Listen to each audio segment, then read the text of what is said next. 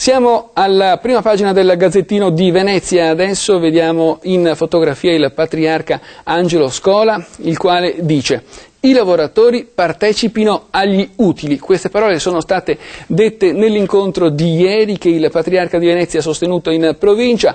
All'interno, per l'appunto, del Gazzettino di Venezia possiamo leggere il titolo: Scola, utili di impresa anche ai lavoratori. Adesso andiamo a vederlo meglio. Il patriarca in provincia con i 44 sindaci dei comuni del Veneziano dice: per superare la crisi puntare sulla produzione di intelligenza nuova, l'obiettivo è riportare i salari a una loro dignità.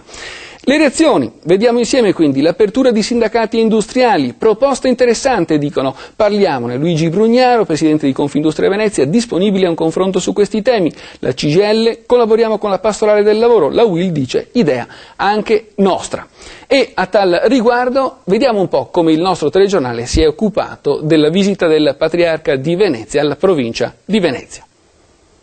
Un salario più equo, un salario che permetta al lavoratore di ritrovare la sua dignità, un salario che cresca se l'azienda cresce. È questo l'appello del patriarca di Venezia, Angelo Scola, in visita pastorale alla sede della provincia veneziana Ca' Corner. Sono convinto che i lavoratori debbano prendere parte agli utili prodotti dall'impresa, potrebbe essere la via perché i salari raggiungono quel livello minimo degno che oggi non possiedono più.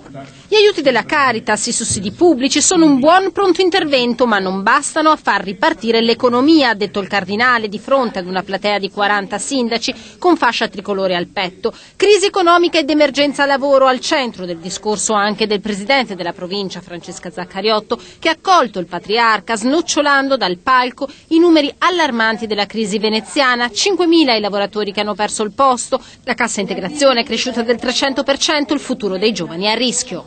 Porto Marghera è ciò che preoccupa maggiormente?